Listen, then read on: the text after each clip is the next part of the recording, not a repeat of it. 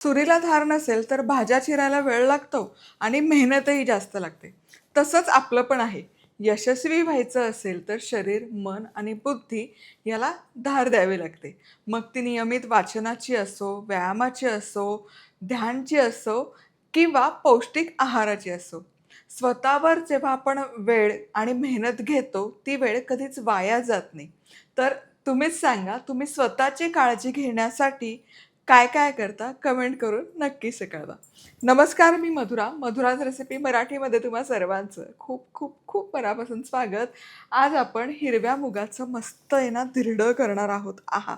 काय लागतं? म्हणजे 365 दिवस 365 वेगवेगळे न्याहारीचे पदार्थ करतोय, तर पौष्टिक असं हिरव्या मुगाचं धिरडं.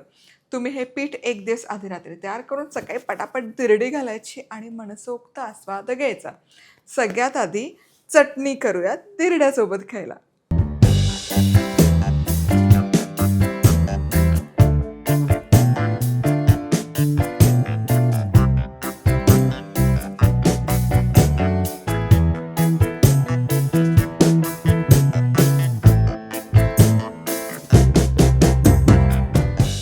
तर इथे तव्यामध्ये 1 चमचाभर तेल फक्त घालतेय चटणीकरता. खूप तेलाची गरज नाही, चमचाभर अगदी पुरेसं होतं. बरं, ही किटली आपलीच आहे, मधुराज रेसिपीची. मधुराज रेसिपी club.com वरून खरेदी करू शकता. आता या गरम तेलामध्ये हे असं टोमॅटो, 1 टोमॅटोचे 2 भाग केलेत. हे असे टोमॅटो घालायचे. टोमॅटोवर झाकण ठेवूया आणि 5 मिनिटं छान वाफवून घ्यायचं. टोमॅटो इथे शिजतायत, म्हणजे टोमॅटोची चटणीसाठी जे टोमॅटो शिजतायत तोवर इथे एक वेगळी तयारी करूयात. बरं, इथे तव्यामध्ये अगदी 2-3 चमचे पाणी गरम करायला ठेवलं. यामध्ये घालूयात ही पालकची. ही कृती आहे ना, ती सगळी कमेंटमध्ये आहे डिटेलमध्ये, व्हिडिओच्या शेवटी पण बघायला मिळेल. तर टोमॅटो शिजतंय तोवर पालक अगदी 5 मिनिटं आपल्याला पाण्यात वाफवून घ्यायचा. का आणि कशासाठी करतोय पुढे सांगते. पालक शिजतोय, टोमॅटो तोवर शिजवून झाले. वा, बहारदार दिसतात बघा. आता यावर लसूण घालूयात. पूर्ण शिजलेलं नाही आहे बघा, लसूण आधीच घातलं ना तर काय होतं, करपून जातं. म्हणून लसूण पाकळ्या नंतर घालते. जिरं देखील घालूयात आणि सुकी लाल मिरची. पुन्हा झाकण ठेवूयात. आणखी 1-2 मिनिट हे एकत्र शिजवून घेऊया. चला, इथे पालक शिजला. आता या शिजलेल्या पालकचा गॅस बंद करूयात आणि यासोबतच हे टोमॅटो पण बघा आला, याचाही गॅस बंद करायचं. हे टोमॅटोचं वरचं साल आहे हे काढूयात. नाही काढलं तरी काही हरकत नाही, पण मी काढते आहे. वाह, काय बहारदार दिसतंय.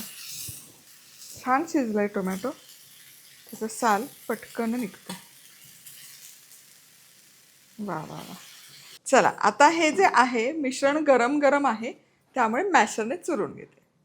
चांगलं आहे ना सगळं, असं मिरची बिरची सगळं चुरून एकजीव करायचं.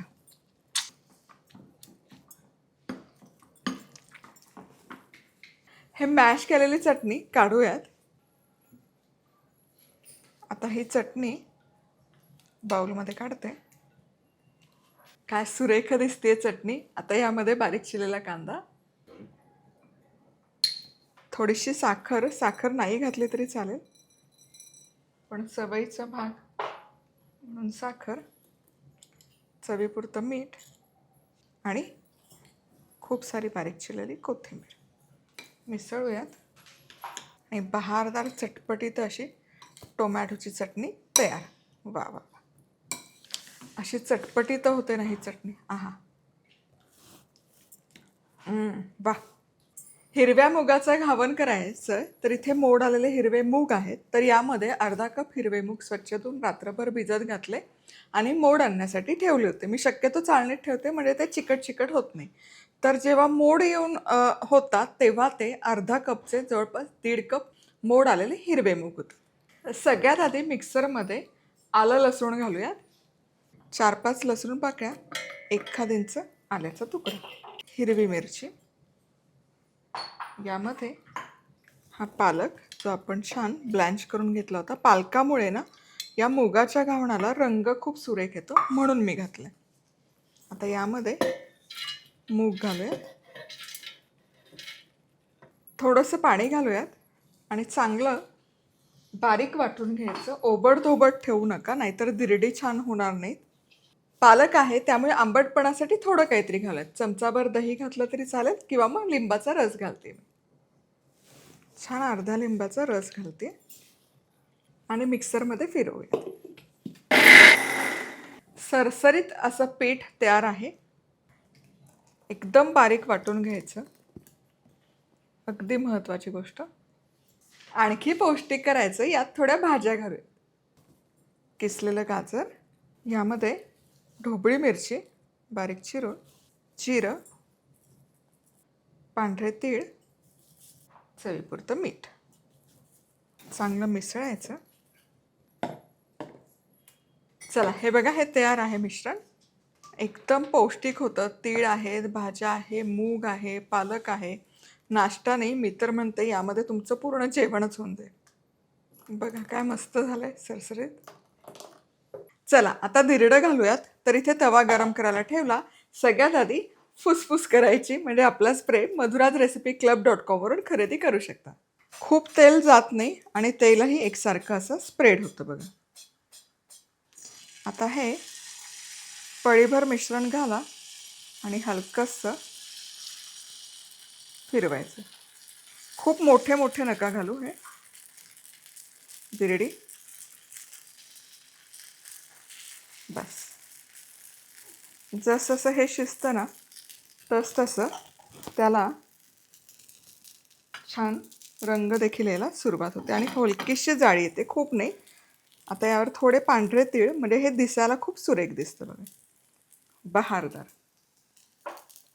आणि अगदी वाटलं तर थोडंसं वरनं देखील ते स्प्रे करूया. कमाल, सुरेख रंग आलाय आणि जाळी पण हलकीशी आली आहे. वा. आता हे व्यवस्थित भाजूयात. ही धिरडी आहे ना, हलकी जाडजाडच छान लागतात. एक बाजू भाजून झाली, आता उलटवून दुसरी बाजू पण हलकीशी भाजून घेऊया. जनरली घावण एक बाजूनेच भाजतात, पण हे हिरवे मूग आहेत, दोन्ही बाजूने हलकंसं भाजूयात. कड सोडवायची. हलकंसं आहे ना, जरा पालक आणि जरा भाज्या असल्या ना की चिकटतं. वा, बघा मस्त खरपूस झालंय. खूप नका भाजू, म्हणजे त्याला असं खूप ब्राउनिंग नका येऊ देऊ, नाहीतर मग त्याचं टेक्स्चर निघून जाईल. हलकंसं भाजून झालं की काढूयात. वा, बहारदार बघा. आता हे काढूयात आणि असं जाळीवर ठेवूयात. वा वा वा. याच प्रकारे सगळी घावणं करून घेते. बहारदार होतात तुम्हाला सांगते. थोडंसं तेल,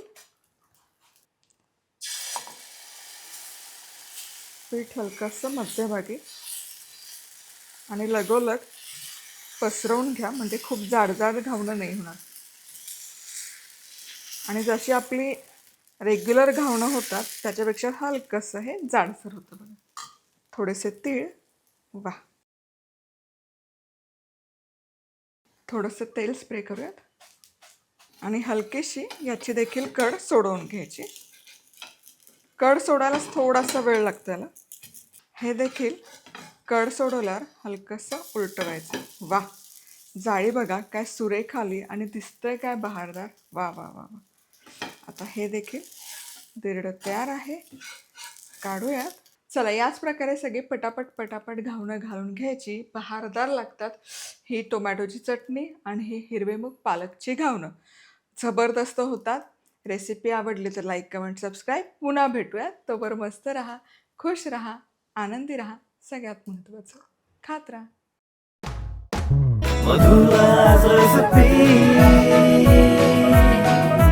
मधुराज रेसिपी, महाराष्ट्राची अस्सल चव.